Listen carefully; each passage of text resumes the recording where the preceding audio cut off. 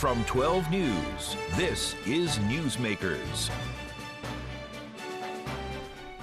Welcome to Newsmakers. I'm Tim White. This week, interviews with two public figures who have faced adversity in the last year. Later on in the show, my colleague Ted Nesi talked to former Care New England CEO Dr. James Fanale, who is diagnosed with stage 4 lung cancer. Fanale has recently published a book about being a doctor turned patient and what he wants other medical professionals to know about his experience. But first, my conversation with Superior Court Judge Richard Licht. You may remember in February, Licht was crossing Smith Street in Providence when he was struck by a Jeep and nearly lost his life. After 6 months of hospital stays, surgeries, and recovery, Licht returned to the bench in August. He talks about the unexpected help he received to make that happen. Here now is my interview with Richard Licht. Judge Licht, thank you for taking the time. Appreciate Thanks for having me, Tim. So, how are you feeling? I'm doing a lot better. I'm really a lucky guy. I'm lucky to be alive. And I fought hard, had the help of a lot of people to get better. And I'm not 100% yet. I'm, quote, fully recovered, but I'll get there. But I at least can work and I can drive. And those two important things. You're back on the bench. Yes. Let's go back to the accident itself. What do you remember from that night? Fortunately or unfortunately, and most people tell me fortunately, I don't remember anything. Really? I don't. I remember waking up in the hospital 2 days later after I'd had emergency surgery on my leg. I had two surgeries later that I do remember, but I don't remember what happened that night and for a day or so after. What was the last thing you remember? I remember getting out of my car and starting to walk. I was walking to the train station. I was parked behind the, I call it the registry building for those of your listeners who are old enough to remember it. Department of Transportation but it's now building. the Department of Transportation building. I parked behind there and I was walking down to the train station, and I had done this many, many times, and I had the same pattern, and for some reason, a different thing happened, but the woman, I've only read the police report, and the police report says that she didn't brake, and I got thrown 35 feet. 35 feet. Yes. There's I'm sure you've seen the images from that accident. My famous shoes. Well, right. There's that troubling picture of your shoe on the ground, and you were thrown from your own shoes. When you look at that photo or see the video on the news, what goes through your mind? I don't know how I survived. That's what goes through my mind. Yeah. And I did because of the help of so many people, particularly my wife and my family, and great medical care, I have to say that. I talked to many people in law enforcement, part of my job, and I have to tell you that night I was told it did not look good for you. That was the phone calls I was getting. Do you know now just how dire it was that night? Only from my wife, who was teaching at Boston University Law School and had to drive to Rhode Island Hospital for over an hour, not knowing how I was. And she had gotten calls from the media, not from the media, from family members and from friends and she tried to reach the hospital and they wouldn't tell her anything, because you can say you're next of kin, but they don't know that over the phone. And so until she saw me, she didn't know how I was doing. That must have been hell. That was real hell for her. Yeah. You know, without getting into private medical stuff, can you describe your injuries? Sure. One, I had a shattered, not fractured, shattered femur. And I didn't know this before, but the femur is the largest bone in your body. And they had to put a rod from my knee to my hip and my right leg to hold the femur in place. I had 6 vertebrae that had to be fused. 2 had been fused in prior back operations, and the hardware got mangled, and they had to remove it and then refuse it, and then they did 4 more. And then the other thing is I had a brain bleed and a concussion, and they had to drain that. Was that the scariest of all? That's the scariest thing. When somebody says they're going to touch your head, you know, elbows, knees, legs, but when they say they're going to touch your head, that was scary. What scared you the most about it? That I'd still be the same person cognitively after as I was before, and luckily I am. You went to Rhode Island Hospital first. Have you since talked to any of the emergency medical personnel that? No, I talked to a couple of state policemen who were there and were helpful, but I haven't been able, I don't know who drove the ambulance, and I have talked to the doctors who treated me, and they were wonderful. The person who hit you, have you talked to that person? Do you harbor any ill will? No, there's no point. You're not angry? No, I'm upset that it happened, but it happened. There's nothing I can do about it, so I had a choice. I could be depressed about it or upset about it, or you can get better. And I said, I might as well get better because a lot of people were rooting for me, and that made a difference. And before we get to that, kind of a prickly question. Were you in a crosswalk when you were? To be honest, no. Do you cross that area differently now? I haven't done it yet. Is that? I haven't. I almost did it the other day, and there's a long reason why it's not worth going through, but so I had to park somewhere else. But there was a little bit of trepidation in my mind of going back to the scene and doing it again. I'm sure. I will tell you, I am extraordinarily careful now crossing the street. You do cross the street differently now? Yes, I was in recently where there was, the lights where they tell you how many seconds you have to cross. Sure. And I was with my wife, and we were crossing at a crosswalk, and the light said 6 seconds, and she started to walk, and I said, no, come back. And a few years ago, you probably would have so if there was 1 second, I probably would have ventured. So let's talk about the journey of your recovery. When did you take the bench again? August 15th, full time. I made some WebEx calls and other things. Were you ready? Yes, I think I did. I had this big case that was supposed to start originally June 5th, and it got continued to September 11th. Was ready to have the trial start. We brought the jury in to fill out a questionnaire, and then that night I got a call that they settled. But the thing is, when you say, was I ready? I thought I was ready, and I think it's the lawyers will have to judge me. But I think I didn't lose my fastball. I felt comfortable. I was able to ask questions, understand the issues. So I felt good about it. As you lifted from the fog, I guess, what is your understanding as to the outreach you and your family received during that time?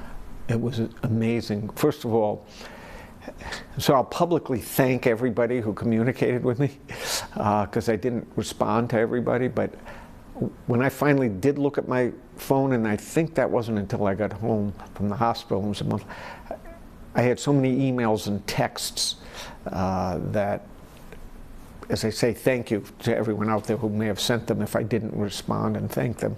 Plus I got cards and letters from people I didn't even know, but I'm so grateful for those as well. That gave me the energy and the attitude to get better. If you had asked me before this happened, intellectually I would have said, you either heal or you don't heal, or something like that. No, your attitude matters, and I had the right attitude because people were rooting for me, and I felt not only did I owe it to myself, but I owed it to them to do everything I could to get better. So I'm so grateful to those people out there, many of whom I know, but actually many that I didn't know. Did that surprise you? Yes, it surprised me. And it sounds like it helped? Oh yeah, it helped tremendously. And the bag next to you, yeah, it's just I mean, you talk about text messages and emails. But this is a bag, I don't know if you can see it. Those are all cards and letters. Hundreds of cards, hundreds. And can I talk about one? Yeah. So one stood out to you? Yeah, a number stood out. I got one, for example, from a former juror and lots of dear friends and other acquaintances. But this is the one that really touched me. Now, they all touched me, but this was the one that it's, I happen to be Jewish. Yes. But it's a prayer for healing, a St. Jude's prayer. And I think prayers help no matter what your religion is, so they help me. So I knew what St. Jude was. So it's a nice card with a prayer, but then there's this note. Could you read it? Yes. I'm really sorry to learn of your accident. Just the other day, I was teasing you about coming into the store when I wasn't working. My prayers for you are for a speedy recovery, and the road to that recovery is a smooth one. Prayers also to your family. Hope to see you in the store soon. Sincerely, your favorite CVS cashier, Middletown, Rhode Island, Melanie. P.S. I Googled your address. Hope it's correct. So this is a woman who I did not know her name. I didn't know she knew my name and that she took the time to do this. Those are the things that made it possible for me to get better. Have you since had a chance to thank her? I did. I went to the store and I found her and I thanked her, and I couldn't thank her enough. You know, I think I speak for a lot of people that after the news that night, which was very scary, it is great to be sitting here with you right now and seeing you in good health and back on the bench. Yeah, well, thank you very much. And people will come up to me and it's so great to see you. And my response, it's great to be seen. When we come back, former hospital executive Dr. James Fanale and his battle with stage 4 lung cancer and how that has reshaped how he thinks about the medical field. Stay with us. You're watching Newsmakers.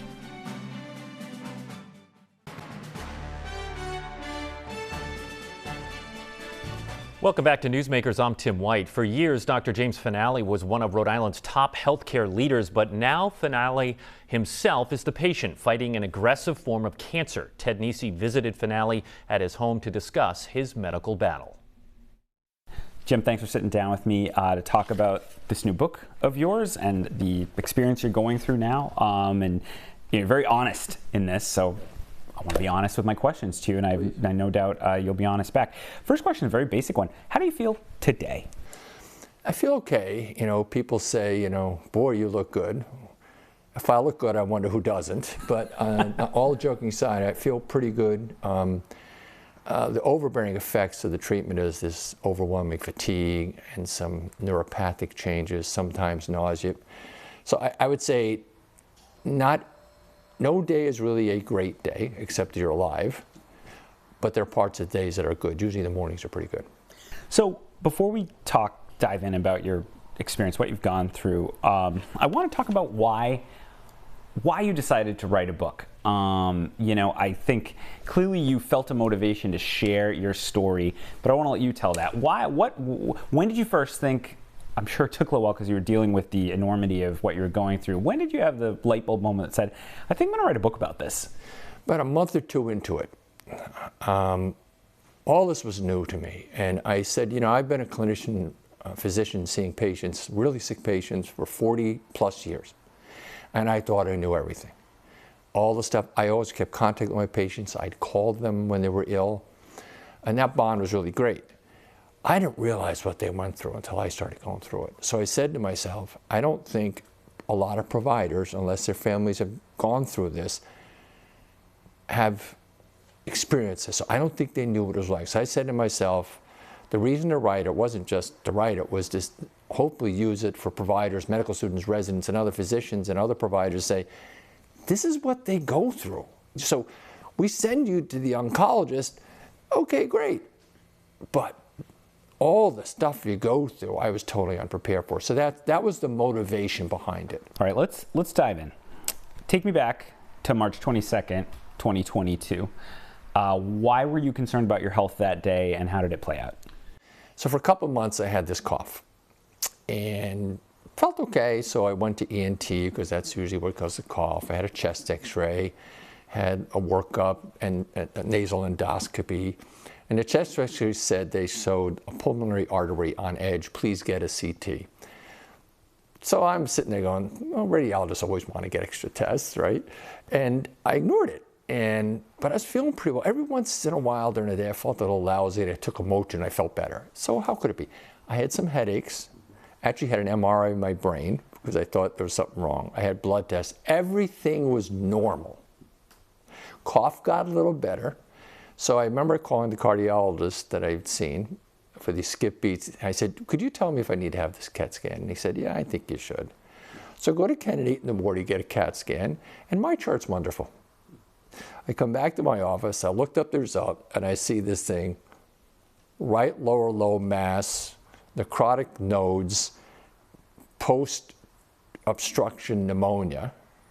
So I had cancer of the lung that spread to lymph nodes. And I'm reading this report. And the rest of us sit down in an office with a doctor who takes out the chart, shows us, and tells us what it means. You are a doctor. Yep. So you open your own chart, you're alone?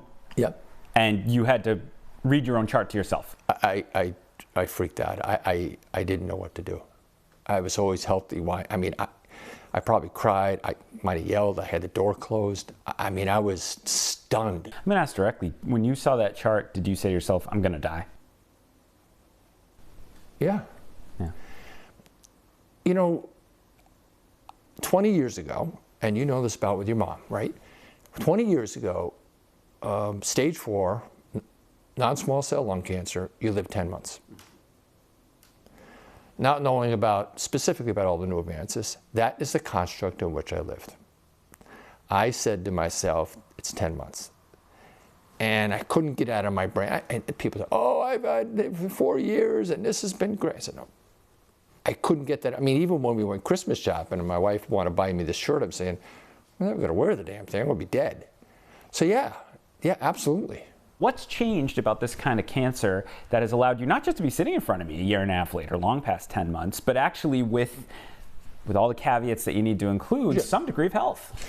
Yeah, I think I didn't start to believe that there's a longer life because there's only one thing I asked for, time, right?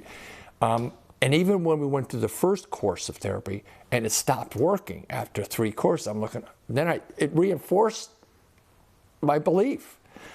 And then there's this one specific clinical trial that this thoracic oncologist had been waiting for. It was there. He was kind of positive about it. I mean, we were down in the dumps, right? So when was this roughly? It was September, August to September, I think, of 22. We went to the Mass General. The trial I signed up for was a crappy trial. I knew it wasn't going to work.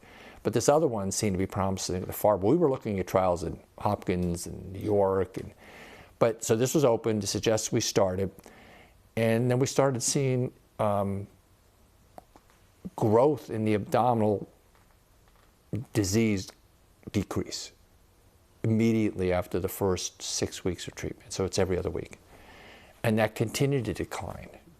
And so every 6 weeks we'd get a CAT scan, you know. As I said, anxiety would come, but it was good. It was good until like 6 weeks ago when something else has cropped up. But then I started thinking, there's another trial that was ready to go that had a more specific treatment for what I have. So we know what the next step is. So I get a little more optimistic. I made it, actually it's 19 months this week. And I know if I'm off this trial someday, because I will be when it stops working, because it's not if, it when, we know what the next option is. So I guess it's 19 months still here. I think we've not become optimists, we've become realists. Do they have any idea how you got this? Why you would have gotten this?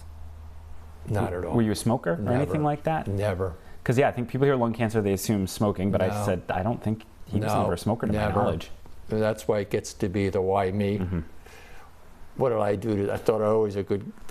Maybe not everybody agrees, but I always tried to do the right thing, and always, you know, I had to get over that. I only think of that about 5% of the time now. I always hate when people overly sentimentalize getting sick Yeah. and being very sick. But as someone going through it, I have to imagine it makes you appreciate everything in a different way. Is that fair to say? It's absolutely fair to say. I mean, I don't worry about the little things. Not at all. Who cares? And I try to appreciate all the good stuff, right? So let's talk more about the other motivation for the book you talked about, which was your message to other clinicians, other doctors, students, everybody in the provider community, basically, who deals with sick patients. You write at one point in the book, quote, "No one ever taught us what our patients go through." What do you mean by that? Physicians and providers and NPs, et cetera, they order lots and lots of tests. I always was sort of on the conservative side.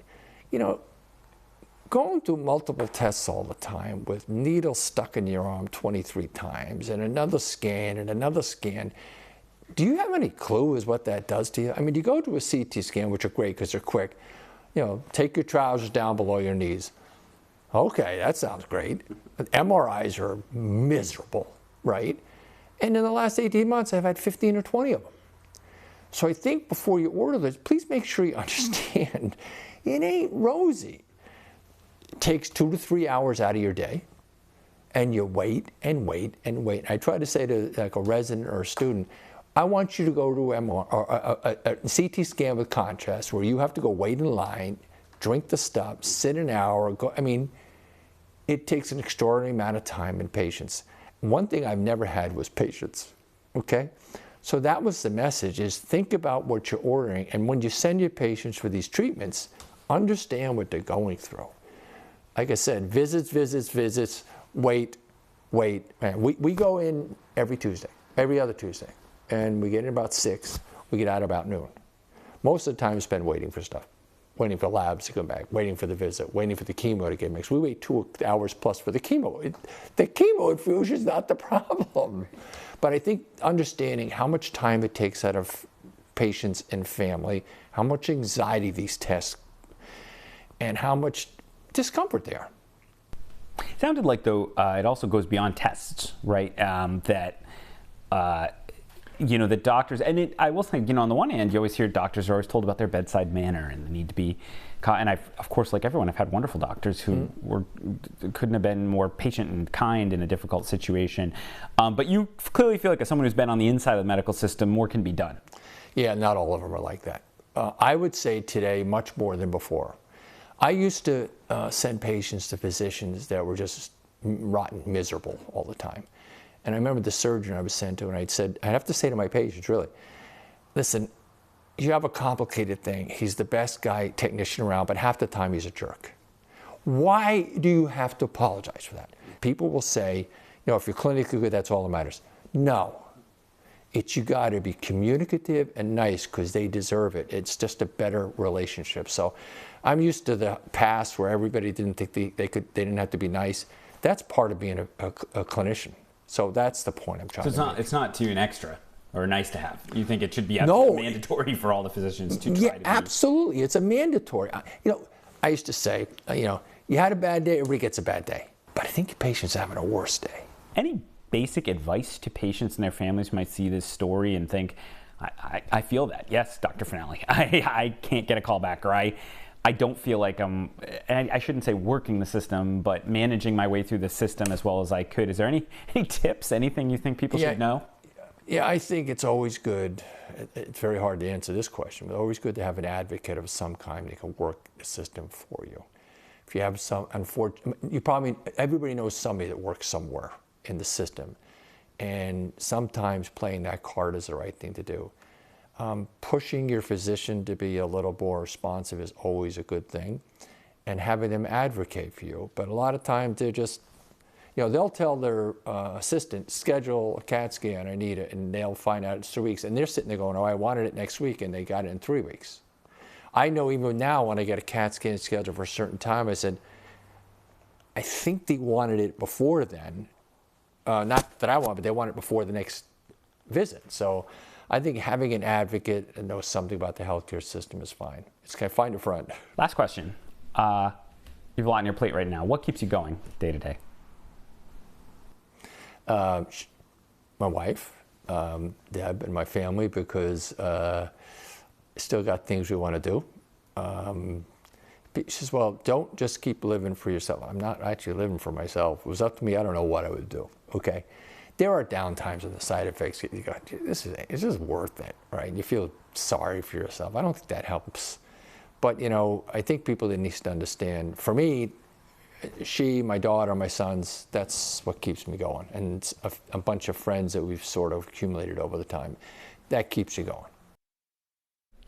Fanale's book is available on Amazon. He says all the proceeds will be donated to the Dana-Farber Cancer Institute. On the first half, Superior Court Judge Richard Licht and his recovery from a frightening accident in February. You can catch that on WPRI.com. We'll be back after Thanksgiving, so I hope everyone has a happy and healthy holiday. I am thankful to you, our Newsmakers viewer. Thanks for watching. I'm Tim White. We'll see you next week on Newsmakers.